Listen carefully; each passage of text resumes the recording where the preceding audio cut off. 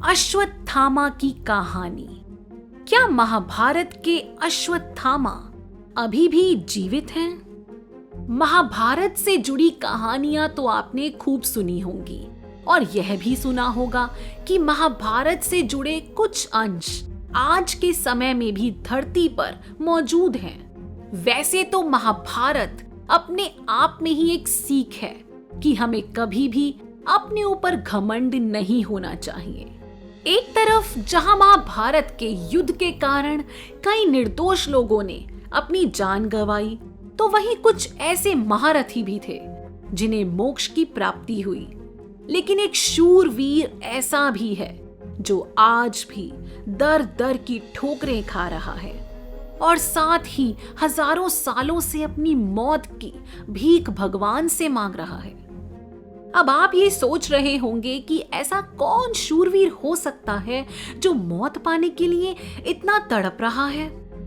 आप सबने अश्वत्थामा का नाम तो सुना होगा, लेकिन अश्वत्थामा की कहानी बहुत कम लोग जानते होंगे कि कैसे एक तेजस्वी बालक जिसे दुनिया की कोई शक्ति नहीं हरा सकती थी, वो एक श्राप की वजह से मौत के लिए भटक रहा है। अश्वत्थामा के पिता द्रोणाचार्य थे, जो कि कौरवों और पांडवों के गुरु थे। द्रोणाचार्य ने भगवान शिव की तपस्या कर एक पुत्र अश्वत्थामा की प्राप्ति की। अश्वत्थामा के पास शिवजी के द्वारा प्राप्त कई शक्तियां थीं। साथ ही पौराणिक कथाओं से मिली जानकारी के मुताबिक जन्म लेते ही अश्वत्थामा ने घोड़े की तरह एक तेज आवाज की जो सभी दिशाओं में गूंज रही थी। तभी एक आकाशवाणी हुई कि इस विशेष बालक का नाम अश्वत्थामा होगा। अपने जन्म के समय अमरत्व के साथ साथ अश्वत्थामा को उनके माथे के ठीक बीच में एक रत्न भी प्रदान किया गया था, जिसे पहनने वाले को किसी भी जीव या मनुष्य से कमतर होने का डर नहीं रहता था और वह हथियारों, भूख और बीमारियों से भी सुरक्षित रहता था। द्रोण ने अपने पुत्र अश्वत्थामा को धनुर्वेद के सारे रहस्य बता दिए थे। सारे दिव्यास्त्र, आग्नेय, वरुणास्त्र, पर्जन्यास्त्र, वायव्यास्त्र, ब्रह्मास्त्र, नारायणास्त्र, ब्रह्मशिर आदि सभी उसने सिद्ध कर लिए थे। इन सब शक्तियों की वजह से वह भी द्रोण, भीष्म, परशुराम की कोटि का धनुर्धर बन गया था। यहाँ तक कि उसके सामने कृप, अर्जुन व कर्ण जैसे महारथी भी अधिक ताकतवर नहीं थे और साथ ही उसके पास नारायणास्त्र का ज्ञान था, जो कि महाभारत में केवल द्रोण के पास था। यह बहुत ही भयंकर अस्त्र था।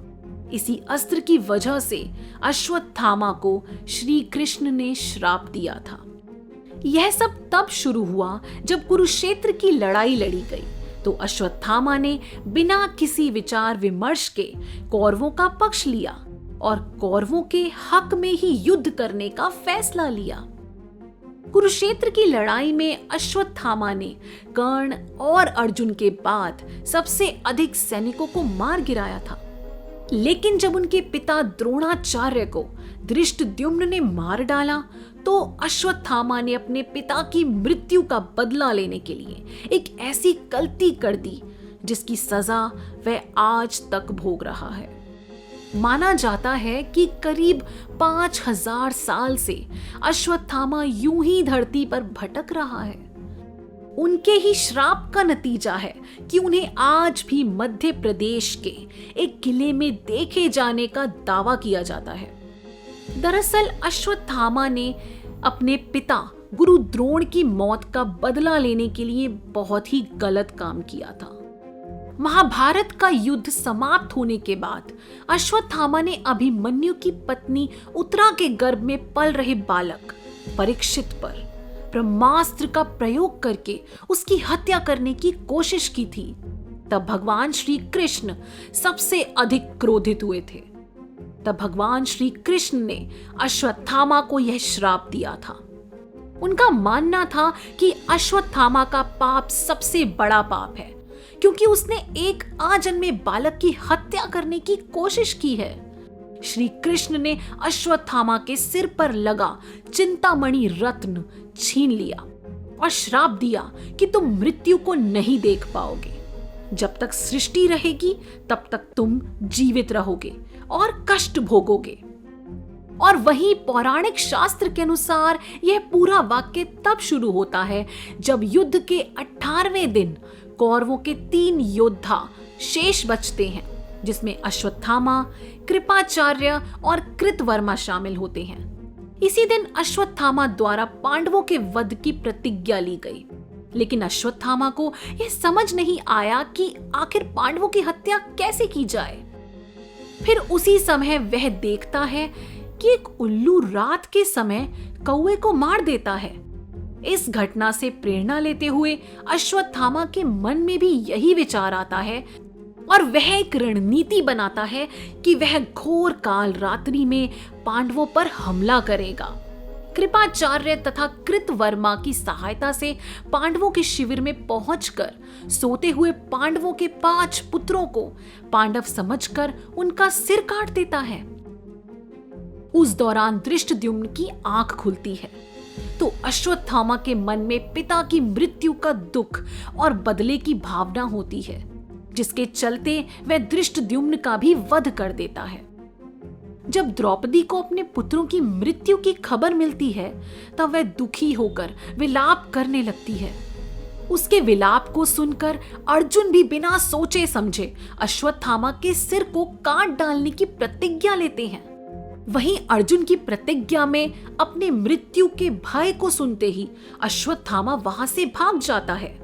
तब अर्जुन भी बिना समय गवाए अपने धनुष के साथ श्री कृष्ण को सारथी बनाकर अश्वत्थामा का पीछा करता है। जब अर्जुन से अश्वत्थामा का आमना सामना होता है तो भय के कारण वह अर्जुन पर ब्रह्मास्त्र का प्रयोग कर देता है।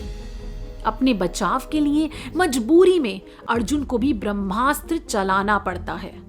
बाद में अर्जुन तो ऋषियों के अनुरोध पर अपना अस्त्र वापस ले लेता है, लेकिन अश्वत्थामा को नहीं पता था कि ब्रह्मास्त्र को वापस कैसे लेना है और वह अभी भी बाज नहीं आया तो उसने अपना ब्रह्मास्त्र अभिमन्यु की विधवा उत्तरा की कोख की तरफ छोड़ दिया। मगर श्री कृष्ण अपनी शक्ति के उपयोग से उत्तरा के गर्भ को बचा लेते हैं। अश्वत्थामा की इस नीच हरकत पर श्री कृष्ण बहुत क्रोधित होते हैं और अर्जुन से बोलते हैं, स्त्री तथा बालक को मारना धर्म के अनुसार वर्जित है, इसलिए तुम शीघ्र इसका वध करके और इसका कटा हुआ सिर द्रौपदी के सामने रखकर अपनी प्रतिज्ञा पूरी करो। एक पल के लिए अर्जुन श्री कृष्ण के वचनों को सुनकर थोड़ा भावुक हो जाता है और अपने गुरुपुत्र पर दया दिखाकर अर्जुन उसे जीवित ही शिविर में द्रौपदी के पास ले जाता है। वहीं द्रौपदी को अश्वत्थामा की मां कृपि पर तरस आ जाता है और वह कहती है कि अश्वत्थामा के वध से मेरे मृत पुत्र जीवित तो नहीं हो सकते, इसलिए आप इन्हें मुक्त कर दीजिए। तभी शास्त्रों का ज्ञान देते हुए श्री कृष्ण ने अर्जुन को सीख देते हुए कहा कि ब्राह्मण का वध भी पाप है और साथ ही अश्वत्थामा को उसके अपराध के लिए दंड नहीं दिया तो वह भी पाप है। इसलिए भगवान कृष्ण ने अर्जुन को कहा कि तुम वही करो जो सही है। तभी अर्जुन ने अपनी तलवार से अश्वत्थामा के सिर के सारे बाल काट डाले और उसके मस्तक से मणि भी निकाल ली।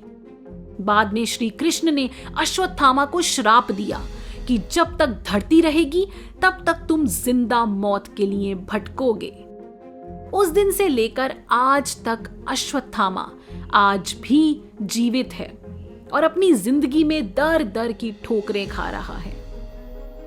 आपको जानकर हैरानी होगी कि मध्य प्रदेश के बुरहानपुर शहर से करीब 20 किलोमीटर दूर असीरगढ़ का किला है, जहां अश्वत्थामा आज भी इस किले में भगवान शिव की पूजा करने आता है। यहाँ रहने वाले लोग बताते हैं कि अश्वत्थामा को जिसने भी देखा वह या तो जिंदा नहीं बचा या फिर उसकी मानसिक स्थिति सदैव के लिए खराब हो गई। यहाँ तक कि अश्वत्थामा के जीवित रहने की बात पर स्थानीय लोगों का कहना है कि किले के आसपास कई लोगों ने एक व्यक्ति को भटकते हुए देखा। हालांकि इस बात की कोई पुष्टि नहीं की गई कि वह व्यक्ति अश्वत्थामा ही है। तो फिलहाल के लिए मैं आपसे इजाजत चाहती हूँ। ऐसी ही मजेदार और रोचक जानकारी के लिए हमारे चैनल को जरूर सब्सक्राइब करें। और अगर आपको यह जानकारी पसंद आई हो तो इस वीडियो को लाइक और शेयर जरूर करें।